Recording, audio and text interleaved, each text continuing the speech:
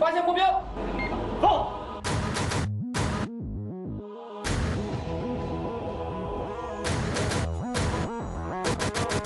立体布网、深海猎杀、联合机动编队防空，中俄举行第10次海上联合系列军演，哪些亮点值得关注？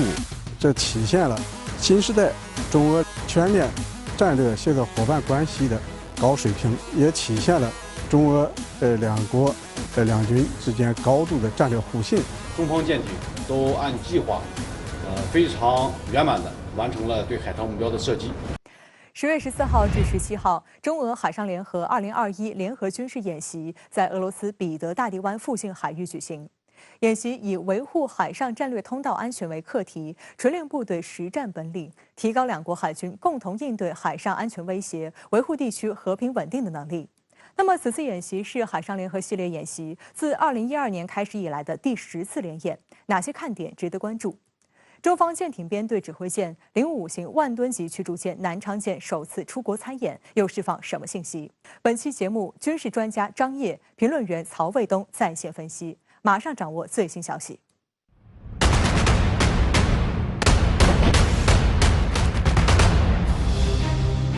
中俄海军海上联合2021联合军演17号在日本海落幕。演习期间，两国海军共开展了20多项作战训练。与以往不同，演习结束之后，中俄海军舰艇编队并没有举行分航仪式。周一，也就是联演落幕的第2天，中国和俄罗斯海军舰艇编队经过日本津轻海峡驶入太平洋，这是双方首次举行联合海上战略巡航。回看此次海上联合2021演习，以维护海上战略通道安全为课题，中俄双方主要围绕通信演练、编队通过水雷威胁区、消灭浮雷科目演练，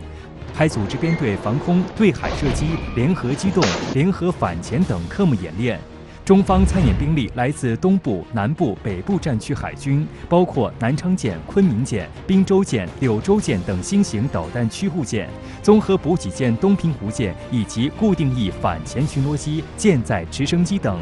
海上联合系列演习已经成为中俄两国海军常态化的合作形式。从2012年迄今，中俄举行了10次海上联合系列演习。根据联合演习计划方案，中俄这次以维护海上战略通道安全为课题的海上联合演习，旨在巩固发展中俄新时代全面战略协作伙伴关系，深化两军友好务实合作，锤炼部队实战本领，增强两国海军共同应对海上安全威胁、维护地区和平稳定的能力。本次演习中，中俄两军展现出的高度互信水平是一大亮点。首先，这次演习，中俄双方海军集合了精兵强将，中方参演舰艇均为近几年加入人民海军战斗序列的新锐，有导弹驱逐舰南昌舰和昆明舰、导弹护卫舰柳州舰和滨州舰，以及综合补给舰东平湖舰等。这也是我国自主研制的055型万吨级驱逐舰首舰南昌舰入列以来首次出国参加中外联演。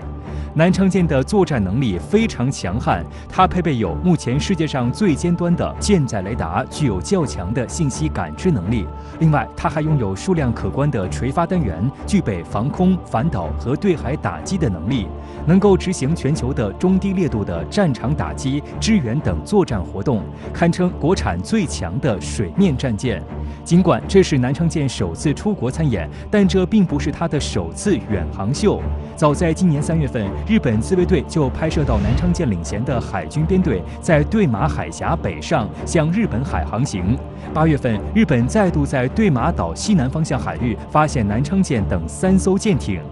在此次演习中，南昌舰舰载直升机与俄舰舰载直升机实行了模拟互降的演练，主炮射击表现十分优秀。应该说，今天的射击，中方舰艇都按计划，非常圆满地完成了对海上目标的射击。特别是101舰，作为055首舰，首次参加中俄联合海上的演练，今天的表现可以说是非常漂亮的，射击精度非常高，命中精度非常高，非常完美地展现了055舰的装备性能和人员的训练水平。另外，南昌舰还可以担负编队指挥和区域防空任务。南昌舰担任此次演习海上编队指挥舰，在双方组织编队防空中充分发挥其自身优势，展示出优异的远程预警探测和警戒、信息整合等性能和较强的综合作战能力。那么这次南昌舰它担任舰队的指挥舰的话，